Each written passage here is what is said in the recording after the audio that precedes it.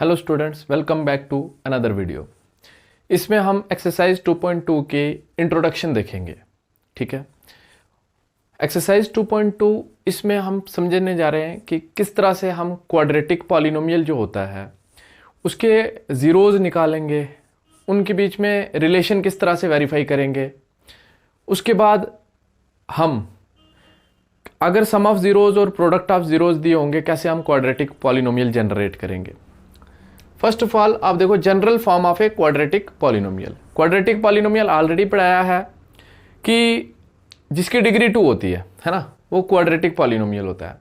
अब quadratic polynomial आपके लिए बहुत ज़्यादा इंपॉर्टेंट है क्योंकि यहाँ पे आप 2.2 एक्सरसाइज में तो पढ़ोगे ही, प्लस आप 4th चैप्टर में काफ़ी ज़्यादा इसको क्वाड्रेटिक पॉलिनोमियल को सॉल्व करना सीखोगे। उसके बाद आप 5th चैप्टर में भी 1-2 क्वेश्चन आपको मिल जाएंगे अरिथमेटिक प्रोग्रेशन में इसके करने के। 7th चैप्टर में भी थोड़ा बहुत यूज़ हो जाएगा। 10th चैप्टर सर्कल्स के अंदर भी थोड़ा बहुत इसका यूज़ है। नेक्स्ट मतलब आगे भी बहुत ज़्यादा, मतलब क्वाड्रेटिक पॉलिनोमियल बहुत ज़्यादा इंपॉर्टेंट है क्लास 10th के लिए फ़िलहाल। तो इसको सॉल्व करना आना चाहिए, इसके ज़ीरोज़ निकालने आने चाहिए।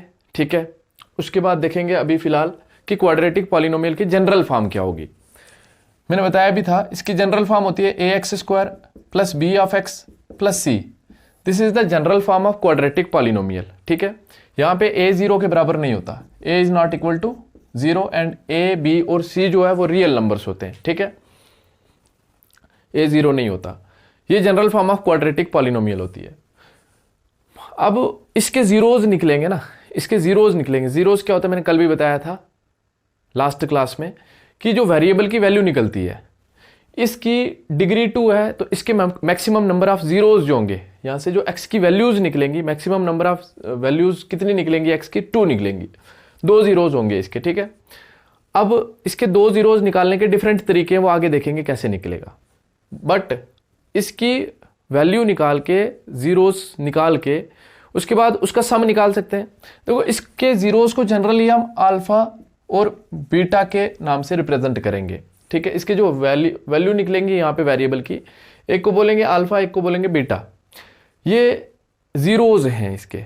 अब एक तो ये तरीका है इसका सम निकालने का, एक तरीका ये है कि इसके जीरोज निकाल के उनको प्लस कर देंगे, एक वो तरीका है इसके जीरोज निकालने का। बट हमारे पास शॉर्टकट से भी हम निकाल सकते हैं इसके जीरोज का सम।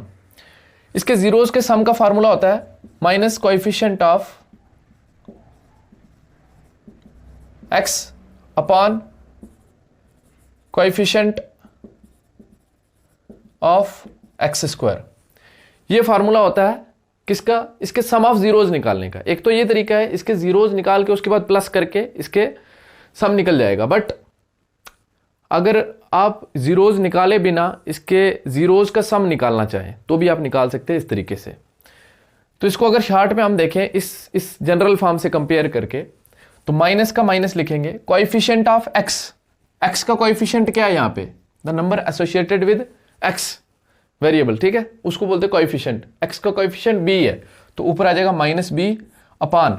ओके, यहाँ पे अपान आया, इससे मैं तो एक चीज और बता देता हूं, आपको पता है 4/5 होता है। ऊपर वाले को न्यूमरेटर बोलते हैं, नीचे वाले को डिनोमिनेटर बोलते हैं।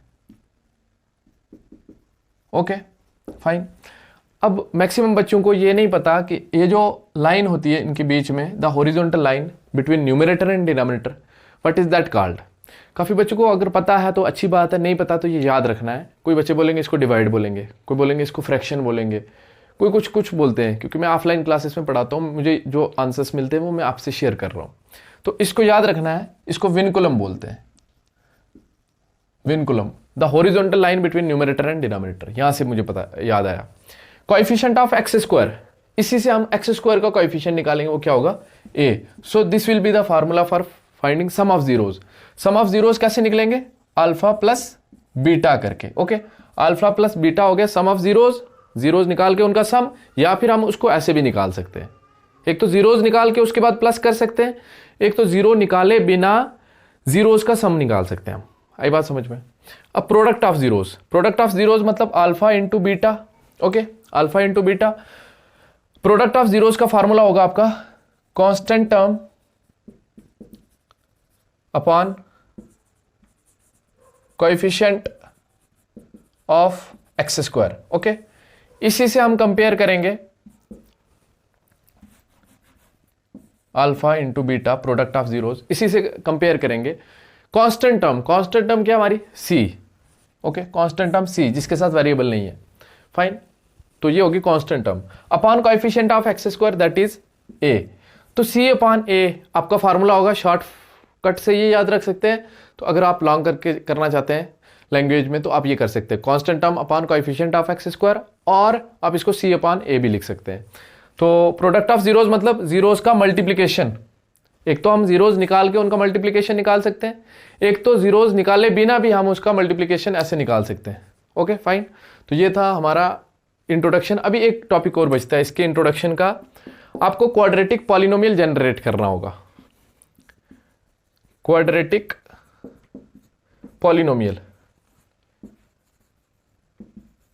देखो एक तो आपको ये दिया होगा नेक्स्ट एक्सरसाइज में, ये क्वाड्रेटिक पॉलिनोमियल दिया होगा, इसके सम ऑफ जीरोज भी निकालने होंगे। इस तरह से सम ऑफ जीरोज निकालना होगा और प्रोडक्ट ऑफ जीरोज निकालना होगा। लेकिन नेक्स्ट क्वेश्चन में हमें दिया होगा कि आपको अगर सम ऑफ जीरोज दे दिए हैं और प्रोडक्ट ऑफ जीरोज भी दे दिए हैं तो आप क्वाड्रेटिक पॉलिनोमियल बनाओ। तो क्वाड्रेटिक पॉलिनोमियल बनाने का हमारे पास फार्मूला आएगा k into x square minus sum of zeros into x plus product of zeros. Okay, ये आपके पास फार्मूला रहेगा किसका, क्वाड्रेटिक पॉलिनोमियल बनाने का फार्मूला। जब सम ऑफ जीरोज और प्रोडक्ट ऑफ जीरोज आपको दिए होंगे तो क्वाड्रेटिक पॉलिनोमियल हम इस फार्मूले की मदद से बनाएंगे। ठीक है, तो यहां पे k रिप्रेजेंट रियल नंबर। ठीक है, k represents real number other than zero. ठीक है, तो इसकी मदद से हम क्या करेंगे, क्वाड्रेटिक पॉलिनोमियल बनाएंगे जब आपको सम ऑफ जीरोज और प्रोडक्ट ऑफ जीरोज दिए होंगे। तो ये थी हमारी इंट्रोडक्शन एक्सरसाइज 2.2 की।